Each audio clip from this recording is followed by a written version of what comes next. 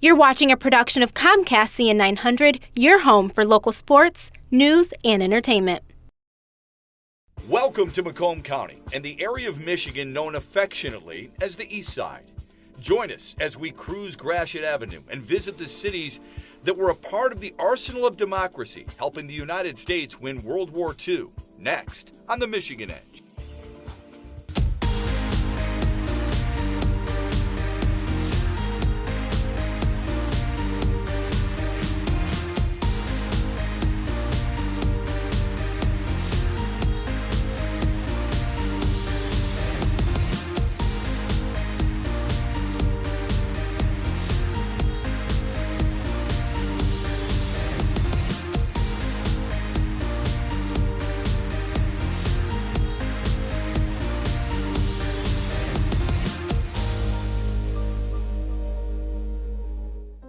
You are watching The Michigan Edge, a series that will surprise you with stories and views of individual towns and communities that make Michigan such a unique place.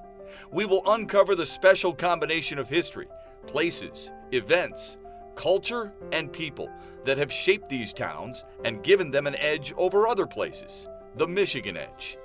Today, we travel to Macomb County to visit the east side cities of East Point, Roseville, Mount Clemens, and Warren. After the American Revolution, Michigan still had very few communities outside of Fort Detroit. Most of the country thought that the interior of Michigan outside of Detroit was inhabitable. If you lived outside of Detroit, you were either a trapper or farmer. There was nothing in between. Shortly after the territory of Michigan was established in 1805, road districts were set up by the governor. Roads built within these territorial road districts were local farm-to-market routes designated solely to enable the predominantly farming population to reach their neighboring market centers. As the land started to be settled, they needed ways to travel and transport. So they used to build plank roads. When the township was beginning to form a government, and this was when the Grosbeck family was very involved, and they had come out here and had started farms, as many people did. They had held a meeting at their house to form the township government, and they needed a name for this place. So they decided on Warren. Now, there's a little controversy over who it was named for, but it comes down to it's the Civil War General Warren that the township is named after. Well, Warren does have the distinction of having one of the early governors grew up in Warren, and that was Governor Grosbeck, which is what the highway was named after, because he was somebody that was really strong on building good roads. Somebody we need again today. But he was one of the people that helped bring about part of the good roads that Michigan developed early on in our history. In 1893, the village of Warren was established. Warren was still primarily an agricultural community for the next several decades with a strong faith community. Many successful churches were centered in this growing area, but it wasn't until 1919 when a mass movement of people came to Detroit from the deprived southern and middle western states looking for work. Housing in Detroit was very scarce, and the influx of workers could not be accommodated. This offered an opportunity for land developers in Warren to establish subdivisions and plan for a residential community, while automotive manufacturers were looking to build bigger plants outside of Metro Detroit. Development continued until the Great Depression of the 1930s ground all expansion to a halt. It wasn't until 1940 that things would change for Warren, when President Franklin Roosevelt declared the U.S. would become an arsenal of democracy to help the United Kingdom fight Nazi Germany by giving them military supplies. These supplies included the building of tanks, and in short order. And the Warren tank plant would become the center of it all. Stay tuned as we will find out how Michigan became one of the primary suppliers to the World War II war effort when the Michigan Edge continues.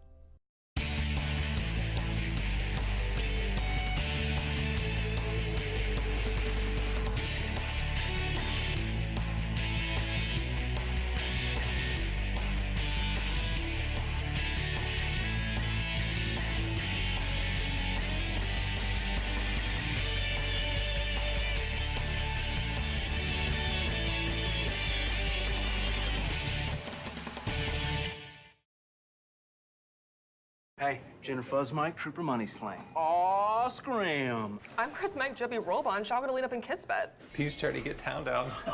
Toothpaste, dummy way. Rona brood. What? With the top 100 shows preloaded, Xfinity is perfect for people who want to join the conversation. Catch up on the shows everyone is talking about. Get started with the Xfinity X1 Triple Play from Comcast for $99 a month for a whole year. Call 1-800-XFINITY or visit Comcast.com today. We're the Cronin Law Firm, bringing more to the table.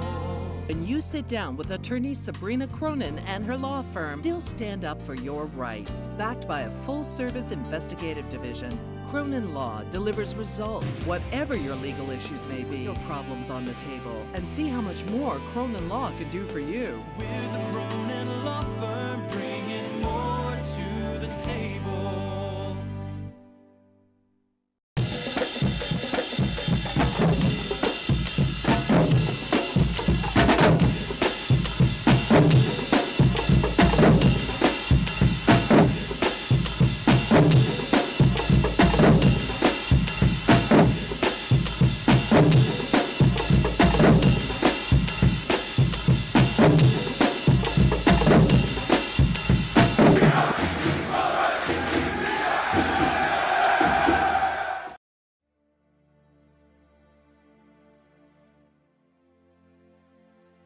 The Michigan Military Technical and Historical Society operates a museum in East Point dedicated to the Michigan citizens who served and sacrificed here and abroad in World War I and World War II.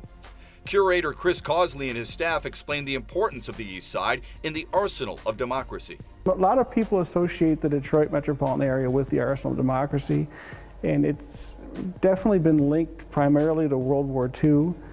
If you go back and really study it, it came to be in World War I. Sometimes I like to call World War I the dress rehearsal for the arsenal of democracy, because there was a lot of things that were done that we learned a lot. We made a lot of mistakes in World War I, and a lot of the players that you see come back in World War II were part of that, and they remembered what they did wrong, and they figured out ways to make it better.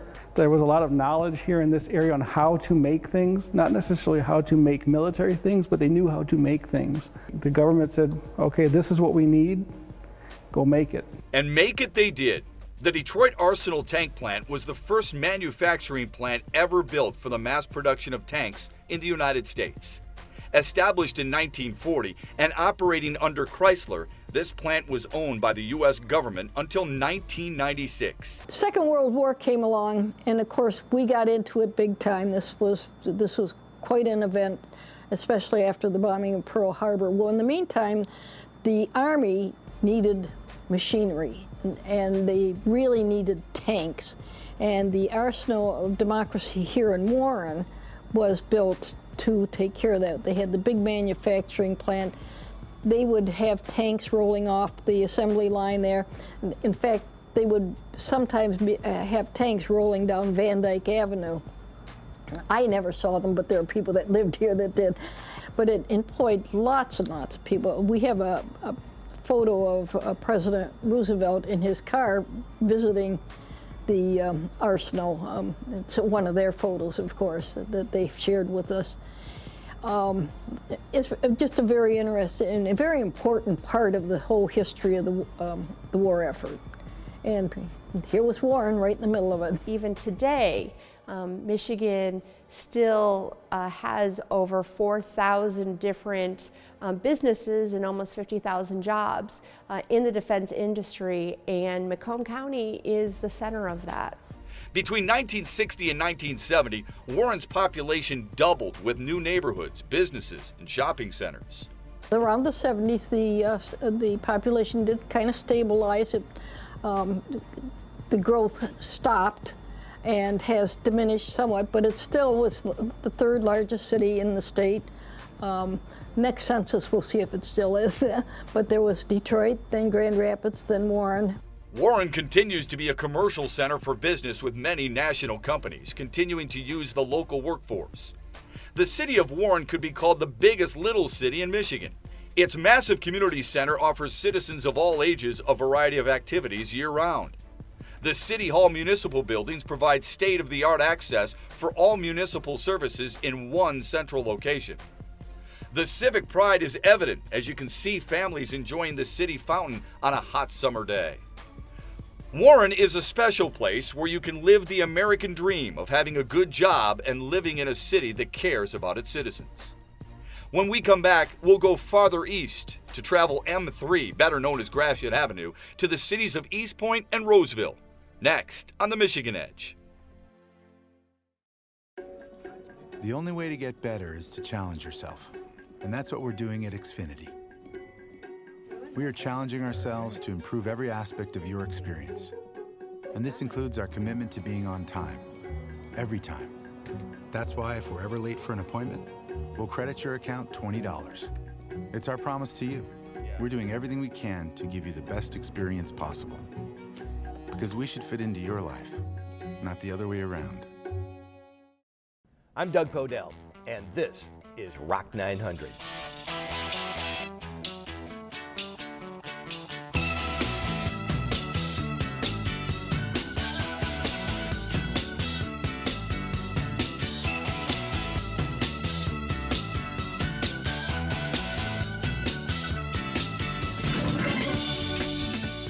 Catch Rock 900 every Tuesday night at 9 right here on CN 900.